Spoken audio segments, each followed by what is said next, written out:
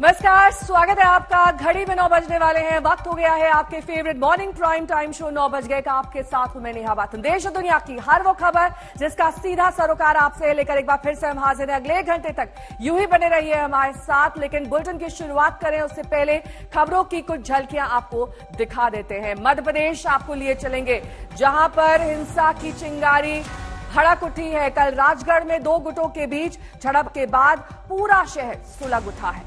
राजस्थान लिए चलेंगे, जहां पर हिंसा का सिलसिला लगातार जारी है। कई शहरों के बाद कल हनुमानगढ़ में भी हालात बिगड़ गए। एक वीएचपी नेता पर हमले के बाद हालात तनावपूर्ण हो गए हैं। मंदिर मस्जिद की बड़ी लड़ाई आज कोर्ट तक है।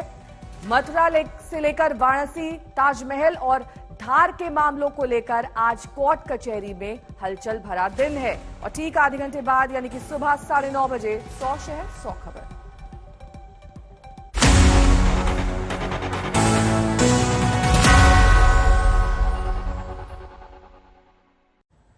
और सबसे पहले बात बुलेटिन में मध्य प्रदेश के राजगढ़ की करेंगे। राजस्थान बॉर्डर के करीब का ये जिला बीती रात सुलग गया।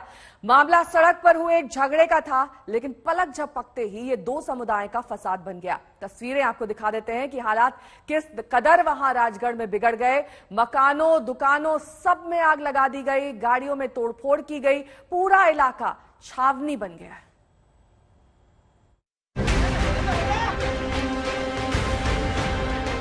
चकनाचूर गाड़ियां, लपटों में घिरे मकान, सायरन बजाती फायर ब्रिगेड और पुलिस का फ्लैग मार्च। राजस्थान में उपजा तनाव पड़ोसी राज्य मध्य प्रदेश तक पांव पसारने लगा है।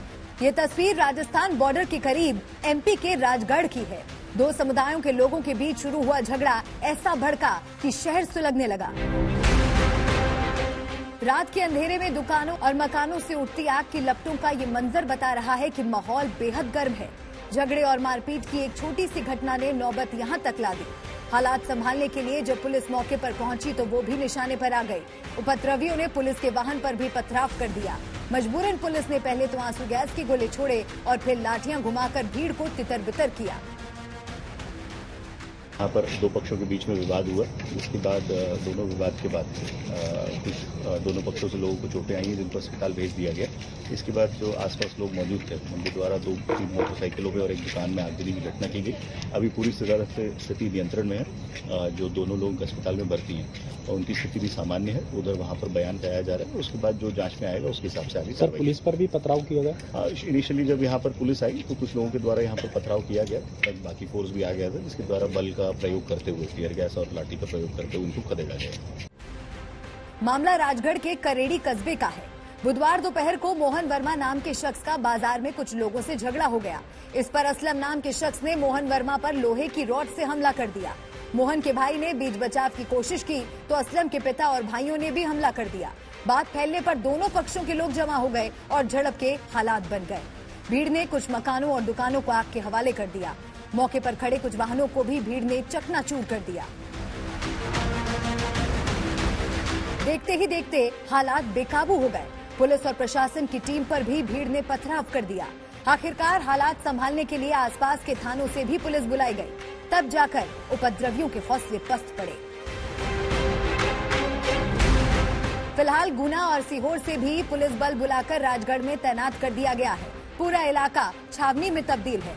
2 घायलों को अस्पताल में भर्ती कराया गया है, जबकि भीड़ के पथराव में एक पुलिसकर्मी भी घायल हुआ है। पूरे कस्बे में धुएं और झुलसी हुई गाड़ियों, दुकानों की गंध फैली है। भारी पुलिस बल की मौजूदगी से माहौल को सामान्य करने की कोशिश है, लेकिन इसके बावजूद चारों तरफ अजीब सी उलझन है। प्रशासन ये पता करने में जुटा है कि सड़क पर हुआ एक झगड़ा 2 समुदायों का मामला कैसे और क्यों बन गया। राजगढ़ से पंकज शर्मा के साथ आज तक ब्यूरो। एमपी के बाद अब बात राजस्थान की, जहां तनाव कम होने का नाम नहीं ले रहा है। बीती रात हनुमानगढ़ में बवाल हो गया। इससे पहले राजस्थान के कई जिलों से ऐसी तस्वीरें आ चुकी हैं। गहलोत सरकार विपक्ष के निशाने पर है तो सीएम गहलोत बीजेपी पर हमलावर हैं, लेकिन हालात सुधर नहीं रहे। जिले दर जिले हिंसा की आग बढ़ती जा रही है। हनुमानगढ़, भीलवाड़ा, भरतपुर, अलवर, करौली, जोधपुर, अजमेर, ये तमाम वो शहर राजस्थान के जहां पर हिंसा की आग थम नहीं रही है। माहौल इन सभी शहरों में तनावपूर्ण बना हुआ है।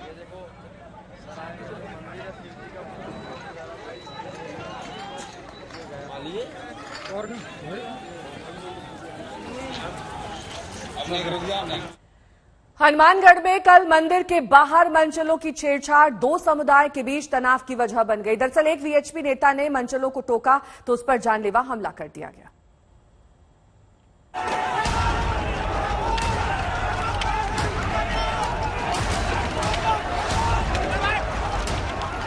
राजस्थान की फिजा बेहद गर्म है।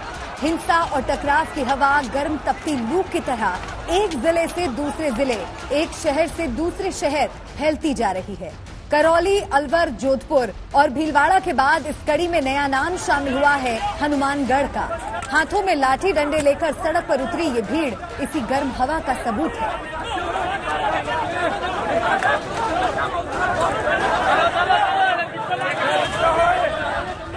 ये भीड़ इसलिए भड़की है क्योंकि विश्व हिंदू परिषद के एक नेता पर बुधवार रात जानलेवा हमला कर दिया गया। सतवीर सहारण नाम के वीएचपी नेता पर लाठी डंडों और लोहे की रॉड से हमला किया गया। सतवीर की हालत गंभीर है और उसे इलाज के लिए बीकानेर रेफर कर दिया गया है। ये बवाल भड़का है हनुमानगढ़ के नोहर कस्बे में। वीएचपी का आरोप है कि नोहर में मंदिर के सामने असामाजिक तत्वों का जमावड़ा रहता है। कुछ युवक मंदिर आने जाने वाली महिलाओं से छेड़छाड़ करते हैं।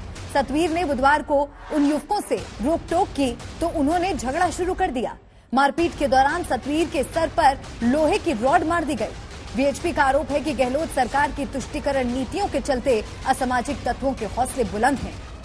ये सारा जो तुष्टीकरण का खेल है, ये कांग्रेस सरकार जो है ये अपने पीठों के द्वारा करवा रही है। मैं ये नहीं कहता कि किसी एक पक्ष का हम ये चाहते हैं कि दोनों पक्षों को आप समान रूप से लेकर के रखें। इनको पालने का जो ये प्रयास और ये तुष्टीकरण का प्रयास जो ये कांग्रेस सरकार कर रही है, यही असली जड़ है जो आज ये सब जगह करौली में दंगा हुआ, जोधपुर में हुआ और आज ये नोहर में ये स्थितियां ये बना रहे हैं कि ये दंगे करवा कर रहेंगे। इसलिए प्रशासन को आज ये चेतावनी है कि आप पूरे राजस्थान को सुलगाने का जो ये प्रयत्न कर रहे हैं कांग्रेस सरकार, इसको बंद करें, अन्यथा प्रशासन भी इसको भुगतने के लिए तैयार रहे। सतवीर पर हमले की खबर जंगल की आग की तरह फैली। बजरंग दल और वीएचपी के आक्रोशित कार्यकर्ताओं ने सड़क पर जाम लगा दिया और आरोपियों की तुरंत गिरफ्तारी की मांग की। हालांकि हनुमानगढ़ पुलिस और प्रशासन अभी इसे मारपीट और झगड़े का मामला ही बता रहा है। रावा रोड पर एक छोटा मंदिर है, उसके आगे खाली प्लॉट में कुछ लड़के बैठे रहते हैं। इस बात को लेकर दूसरे पक्ष ने ऐतराज किया, जिस पर दोनों पक्षों की आपस में मामूली मारपीट हुई है। एक व्यक्ति को सतवीर नाम है, उसको रेफर किया है, उसके सिर में एक चोट है, दो के मामूली चोट है जो यहीं पर है। मौके पर सभी अधिकारी, एसडीएम, सीओ हम पहुंच गए हैं। स्थिति नियंत्रण में है और जो भी असामाजिक तत्व है उनको गिरफ्तार करने के प्रयास किए जा रहे हैं। राजस्थान के बाकी शहरों में भड़के बवाल को भी शुरुआती दौर में पुलिस ने मारपीट का साधारण मामला बताकर खारिज करने की कोशिश की थी, लेकिन भीलवाड़ा में हुई लगातार दो घटनाओं से साफ है कि राजस्थान में अंदर ही अंदर समुदायों के बीच खाई बढ़ाने की साजिशें रची जा रही हैं। बार बार बन रहे टकराव के हालात इसी का नतीजा है। बीजेपी इन हालात के लिए गहलोत सरकार की तुष्टीकरण की नीतियों को जिम्मेदार बता रही है, तो अशोक गहलोत हर घटना को बीजेपी और संघ की साजिश कहकर पल्ला झाड़ने की कोशिश में है। हनुमानगढ़ से गुलाम नबी की रिपोर्ट। चलिए अब आपको मैप यानी कि नक्शे के जरिए दिखा देते हैं राजस्थान का हाल, कैसे एक के बाद एक सूबे के अलग अलग जिलों में हिंसा और दो समुदाय के तनाव की नौबत बनती जा रही है।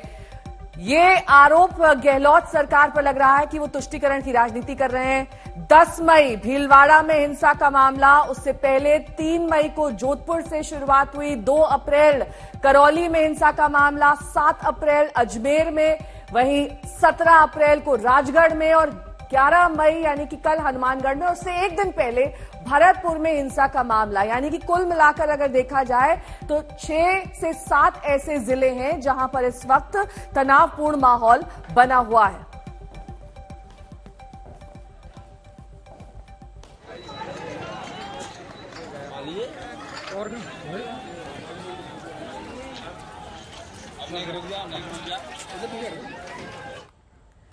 और अब बात मंदिर मस्जिद विवाद की। 4 तस्वीरें हम आपको दिखाएंगे जिसके जरिए आप समझ सकते हैं कि आज का दिन बेहद अहम क्यों है।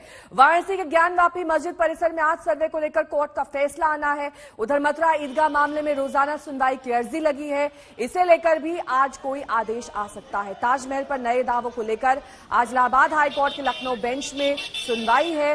धार में भोजशाला में सरस्वती मंदिर को लेकर भी याचिका लगा दी गई।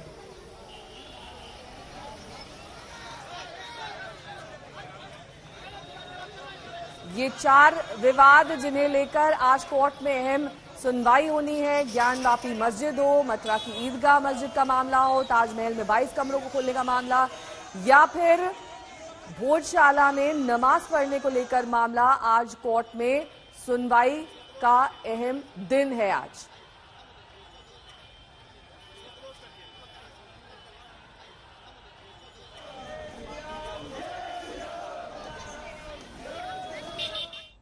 और आज ही वाराणसी के ज्ञानवापी मस्जिद के सर्वे और कोर्ट कमिश्नर को बदलने की याचिका को लेकर अहम फैसला आएगा। नए सिरे से सर्वे की तारीख का ऐलान हो सकता है और इस बीच अदालत के आदेश के हिसाब से सर्वे के दौरान वीडियोग्राफी करने गए व्यक्ति ने मस्जिद परिसर में कुछ ऐसी निशानियों के मौजूद होने का दावा किया है जो इसके मंदिर होने की तरफ इशारा करता है।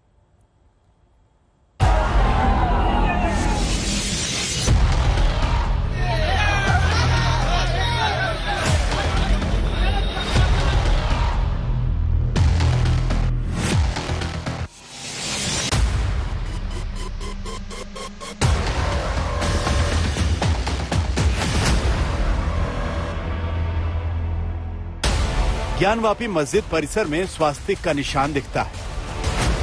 ज्ञानवापी परिसर में मंदिर के घंटे का चिन्ह है। ज्ञानवापी में ब्रह्म कमल के निशान है। ज्ञानवापी में शेषनाग का चिन्ह दिखाई देता है। काशी के आसमान से ज्ञानवापी के पीछे की दीवारों पर जो कुछ दिखता है, क्या वैसे ही सबूत ज्ञानवापी मस्जिद के अंदर भी मौजूद है? इसकी तस्दीक करने वाली ये तस्वीरें देखिए।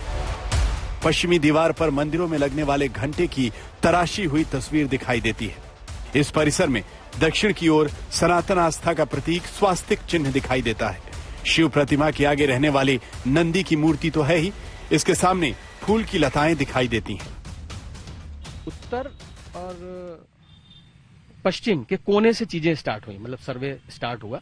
जो भी शिलापट्ट आगे लगा हुआ था, उन सब चीजों पे क्या क्या चीजें बनी हुई हैं, कैसे बनी हुई हैं, और जो बात आ रही थी कि खुरेज की किया जा रहा है कुछ चीजें, तो ऐसा खुरेज के ऐसा कुछ भी नहीं किया जा रहा था। सपोज अगर आप यहाँ पे धूल लगी हुई है, अब मेरे को ये चीज देखनी है, तो हम हाथ से ऐसे कर दिए, थोड़ा सा धूल उठा, थोड़ा सा फूंक दिया उसको, तो चीजें जो साफ दिखी उसको रिकॉर्ड कर लिया जाए। वीडियोग्राफर विभाष ज्ञानवापी परिसर के अंदर बंद कमरे तक तो नहीं जा सके थे क्योंकि तब तक विरोध शुरू हो गया था, लेकिन विभाष को जो दिखा था उसके आधार पर वो अंदर सनातन आस्था के कई सबूत दिखने का दावा करते हैं। क्या क्या देखा? कमल आपने देखा, उसके अलावा? कमल देखा और फूलों की लड़ियां देखी, जो फूल ऐसे बने होते हैं, और ठीक सामने वाली दीवार पे अंदर की तरफ घंटा भी टंगा हुआ है, जो तराश के बनाया गया है, जो पूरी तरह से तराश के बनाया गया हुआ है। उसकी चैन दिख रही है, पूरी चैन लटक रही है, फिर नीचे घंटा बना हुआ दिख रहा है, फिर उसके बगल कलाकृतियां बनी हुई हैं जो ये महसूस होती हैं या जो लगती हैं कि हाँ हिंदू संस्कृति से जुड़ी हुई चीज। घंटा किस तरफ? श्रृंगार कौली स्थल की तरफ है या मस्जिद की तरफ है? मस्जिद की दीवार पे, मतलब जहाँ पे पश्चिम वाली दीवार पे, जहाँ एंट्री है, जहाँ नहीं है? नहीं, जहाँ एंट्री नहीं है, मतलब जहाँ आप नहीं जा पाओ, आपने दूर से देखा? दूर से देखा उसको। वैसे ज्ञानवापी के अंदर की तस्वीरें कोर्ट कमिश्नर अजय कुमार मिश्र ने भी देखी हैं, लेकिन मस्जिद कमेटी ने उन पर सवाल उठा दिए थे, लिहाजा वो कुछ बोलने को तैयार नहीं। केवल यही कह रहे हैं कि मैंने आदेश के पालन में सद्भावपूर्वक, ईमानदारी से और निष्पक्षता से कार्य किया है। आगे आपत्तियां जो हैं वो आती हैं, उनका निस्तारण करना न्यायालय का है, मेरा अधिकार इसमें नहीं। क्या एक सवाल ये है कि क्या आप लोगों ने देखा, आपने क्या देखा वहाँ पर, क्या चीजें आंखों देखी नजर आई? ऐसा कुछ नहीं, मैंने जो है अभी कुछ बताने के लिए मैं नहीं हूँ। क्या वहाँ प्रतिरोध, जो भी कहूँगा न्यायालय में कहूँगा। वहाँ प्रतिरोध किस बात का था? प्रतिरोध किस बात का हो रहा? कुछ भी नहीं, जो भी मैं कहूँगा न्यायालय में कहूँगा, आप लोग मुझसे कुछ न कहवाएं। इधर वाराणसी की अदालत में मस्जिद कमेटी की ओर से यही दलील दी गई है कि सर्वे का फैसला श्रृंगार गौरी मंदिर में पूजा अर्चना के अधिकार की मांग के लिए हुआ है, तो मंदिर का वह हिस्सा मस्जिद के बैरिकेड से बाहर है, लिहाजा मस्जिद के अंदर मौजूद तहखाने में सर्वे न कराया जाए। ज्ञानवापी मस्जिद का केस वैसे तो 1991 से चल रहा है, लेकिन अगस्त 2021 में 5 महिलाओं ने सिविल जज सीनियर डिवीजन की अदालत में याचिका लगाकर रोज पूजा अर्चना की मांग की और दावा किया कि उस परिसर में और भी कई देवी देवताओं की मूर्तियां हैं जिनकी पूजा करनी है। सच जानने के लिए अदालत ने कोर्ट कमिश्नर नियुक्त कर मौके पर सर्वे कराने का आदेश दिया, लेकिन मस्जिद कमेटी ने मस्जिद के अंदर सर्वे नहीं करने दिया। मस्जिद इंतजामिया कमेटी ने विरोध दर्ज कराया कि मस्जिद के अंदर सर्वे का कोई स्पष्ट आदेश नहीं है और कोर्ट कमिश्नर का रवैया पक्षपाती है। इसके बाद अदालत फिर से सर्वे करने और कोर्ट कमिश्नर को लेकर फैसला सुनाने वाली है। रोशन जायसवाल, वाराणसी, आज तक। समर श्रीवास्तव मेरे सहयोगी इस वक्त तमाम जानकारी के साथ सीधे वाराणसी से जुड़ गए। समर, देखिए अब पूरा का पूरा मामला दरअसल कोर्ट पे आकर टिक गया है। कोर्ट आज के अपने फैसले में इस बारे में कह सकती है कि अगला कोर्ट कमिश्नर कौन होगा और आगे सर्वे की प्रक्रिया कैसी होगी, किन किन चीजों पर आज कोर्ट का फोकस रहेगा, किस तरह की गाइडलाइंस या फिर बिंदु आ सकते हैं? नेहा, देखिए, श्रृंगार गौरी स्थल के मामले में आज एक बड़ा दिन है और बड़ा दिन इसलिए है क्योंकि 2 से 3 पॉइंट्स ऐसे हैं जिस पर आज कोर्ट डिसीजन दे सकता है। Number 1, advocate commissioner Ajay Mishra बने रहेंगे या नहीं, और अगर नहीं रहेंगे तो नया चेहरा कौन होगा, और अगर बने रहते हैं तो सर्वे डेट क्या होगी। नंबर 2 जो पॉइंट है वो ये है कि सर्वे डेट को लेकर जो सर्वे सबमिशन डेट है वो कोर्ट बता सकती है आज के आखिर क्या होगी, जिसके बाद एडवोकेट कमिश्नर सर्वे करने की एक नई तारीख तय करेंगे। क्योंकि पिछली दफा जो तारीख तय की गई थी वो 10 मई थी, पर क्योंकि 10 मई को रिपोर्ट सबमिट नहीं हो पाई, क्योंकि सर्वे हो ही नहीं पाया 7 मई को, इस चक्कर में मामला आगे की तरफ टला। नंबर 3 जो इंपॉर्टेंट पॉइंट है वो ये है कि हिंदू साइड चाहती है कि वो मस्जिद के अंदर ताला तोड़कर जाए, जिससे वो तहखाने तक जाकर वहां की वीडियोग्राफी करवा सके, जबकि मुस्लिम साइड ने 2 दिन पहले इसको लेकर ऑब्जेक्शन डाला और कहा कि श्रृंगार गौरी स्थल और मस्जिद 2 अलग अलग चीजें हैं, और श्रृंगार गौरी स्थल का अगर केस जला है तो मस्जिद की वीडियोग्राफी का कोई मतलब नहीं है, कोई औचित्य नहीं है। इस पर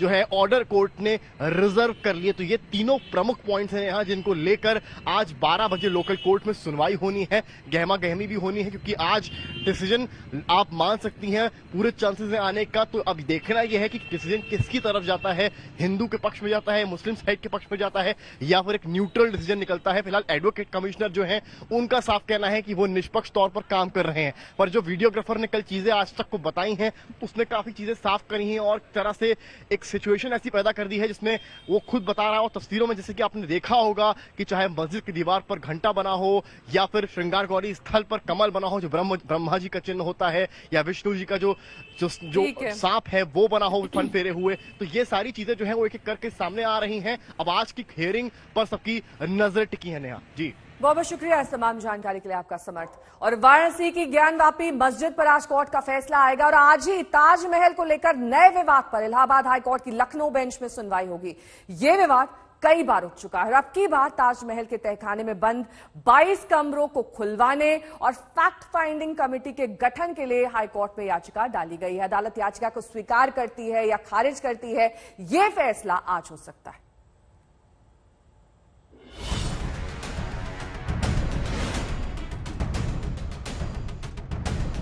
ताजमहल पर राजघराने का नया दावा।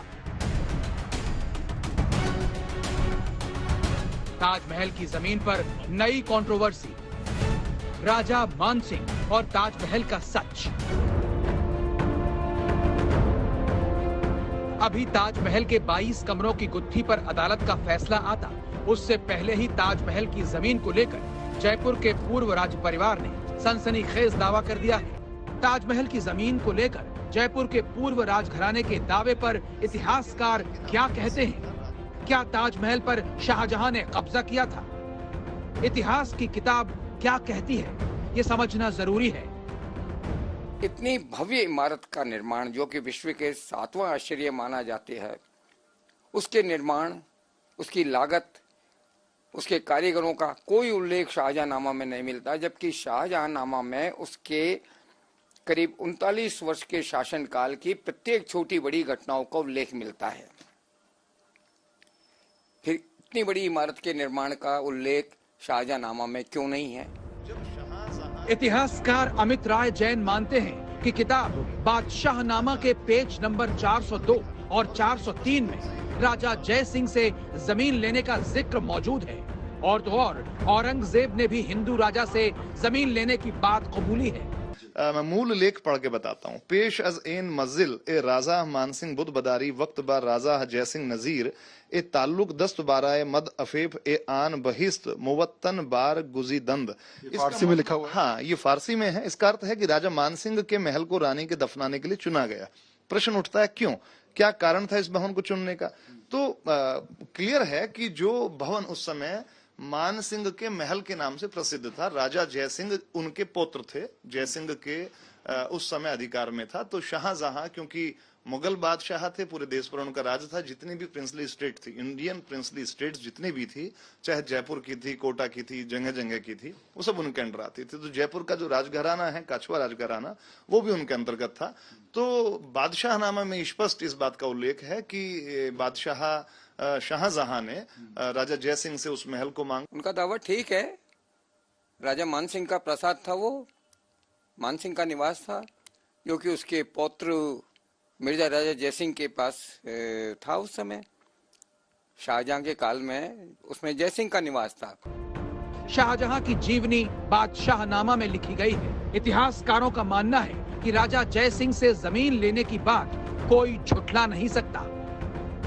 जब शाहजहां के जीवन पर उसके दरबार में जो कवि थे, जो रचनाकार थे, उन्होंने जीवन लिखा और उसमें स्पष्ट तौर से ये लिखा कि बादशाह ने राजा जयसिंह से उस महल को मांगा रानी को दफनाने के लिए।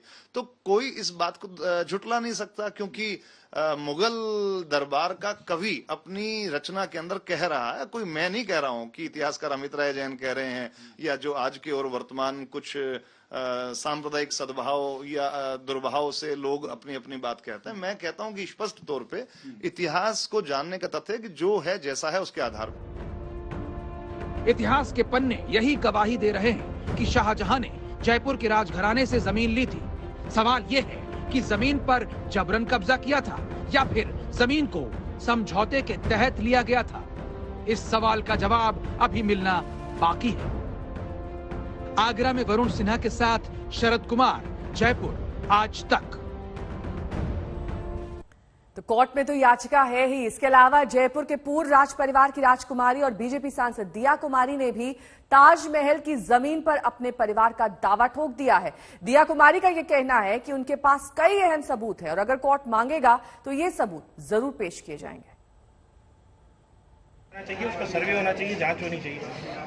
जी बिल्कुल। वो जो जमीन थी वो उसकी जो वहाँ पर हमारे पास भी जो दस्तावेज हैं उसमें ये जो प्रॉपर्टी है ये पैलेस था और शाहजहां ने इस पे कब्जा किया। और उस समय तो क्या है कि सरकार उन्हीं की थी। आज भी अगर कोई गवर्नमेंट अक्वायर करती है आपसे लैंड तो उसके बदले में मुआवजा देती है। तो मैंने सुना कि उसके बदले में कुछ मुआवजा दिया, लेकिन हम उस समय ऐसा कोई लॉ नहीं था कि आप उसको अपील कर सकते थे या उसके विरोध में कुछ कर सकते थे। तो वो उन्होंने डेफिनेटली वो जयपुर पूर्व राज परिवार की जमीन थी और आज भी ये जो स्थिति है बहुत अच्छा है कि इन्होंने किसी ने आवाज उठाई और पिटीशन फाइल की है। उसके लिए कोई भी अगर आवश्यकता पड़ेगी दस्तावेजों की या कुछ भी तो हमारे वहाँ ट्रस्ट में कोती खाना भी है। जो भी डॉक्यूमेंट्स है हम लोग प्रोवाइड करेंगे। अगर कोर्ट आदेश देगा तो डेफिनेटली। आपने अभी तक देखा होगा क्या डॉक्यूमेंट में क्या है, उनके अंदर क्या मेंशन है? वो डॉक्यूमेंट्स में यही है कि उन्होंने इसको लिया था, उस समय उनको अच्छा लगा तो उन्होंने उसको अक्वायर कर लिया। क्या कोई टेम्पल था वहाँ पर?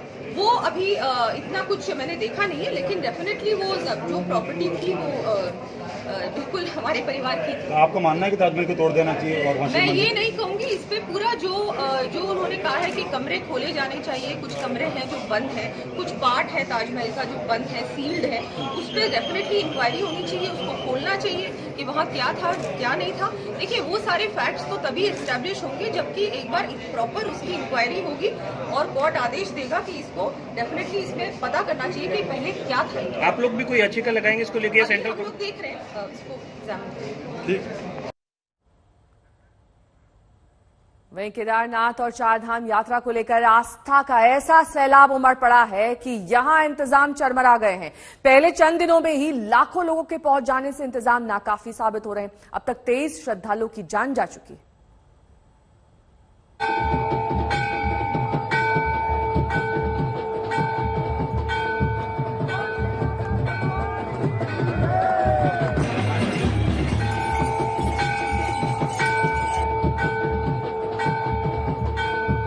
बद्रीनाथ को लिए जाना है रुद्रप्रयाग में, 2 घंटे हो गए, हमें कोई वाहन नहीं मिला है। यहाँ पे बहुत ज्यादा खच्चर है और 10 खच्चरों के साथ 2 आदमी मुश्किल से हैं।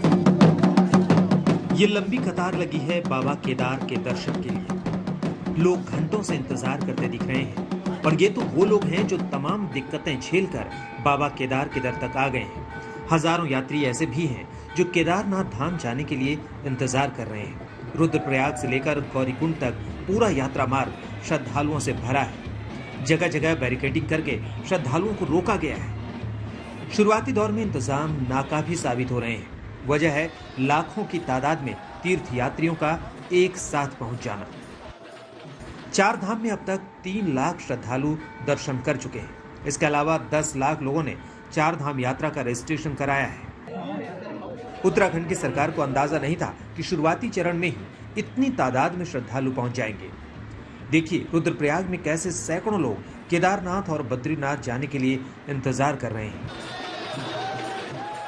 बसों में जबरदस्त भीड़ है। हर कोई जल्दी से बाबा के धाम तक पहुंच जाना चाहता है।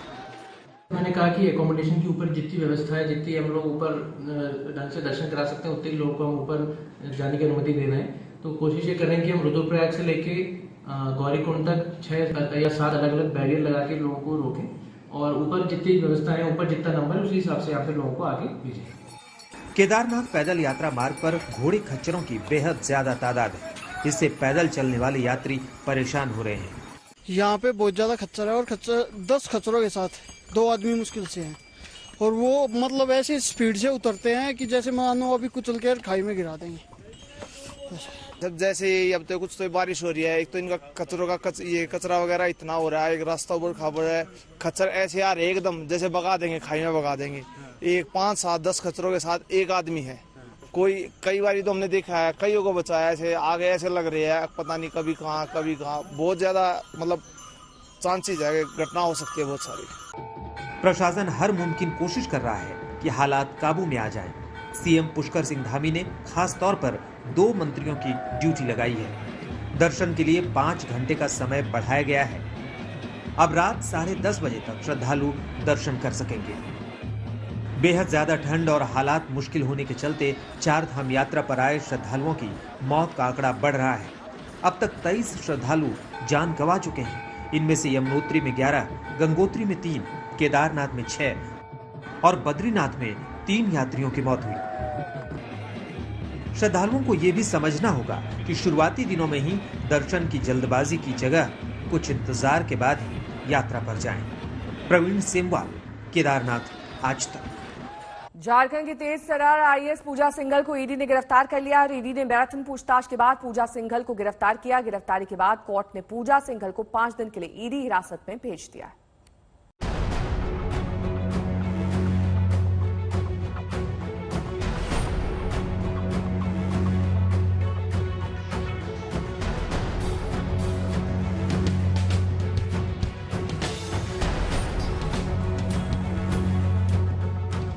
पूजा सिंघल के सीए के घर से निकले हुए इन नोटों ने झारखंड की गर्मी बढ़ा दी थी।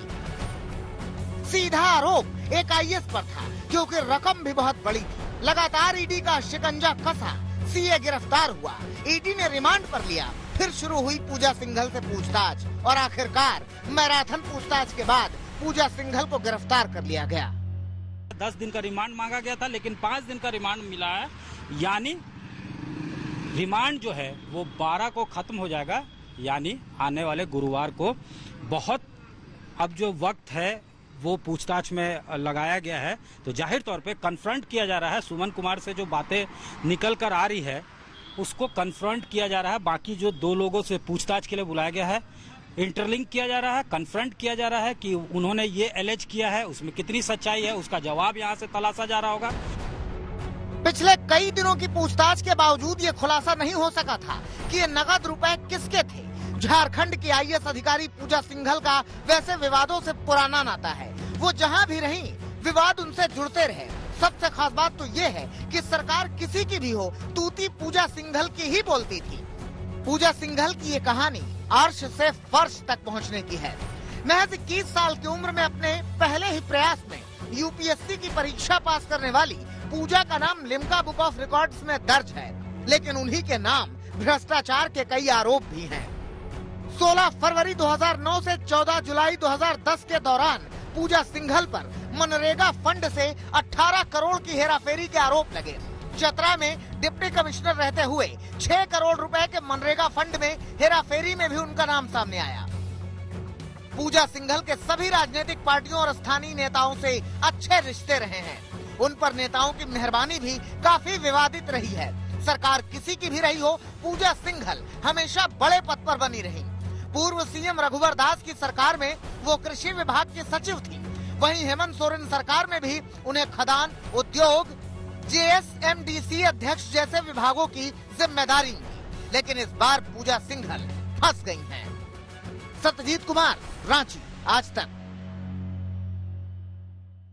केदारनाथ और चारधाम यात्रा को लेकर आस्था का ऐसा सैलाब उमड़ा है कि यहाँ इंतजाम चरमरा गए हैं। पहले चंद दिनों में ही 10 लाख लोगों से ज्यादा के पहुंच जाने से इंतजाम नाकाफी साबित हो रहे हैं। अब तक 23 श्रद्धालुओं की जान जा चुकी है।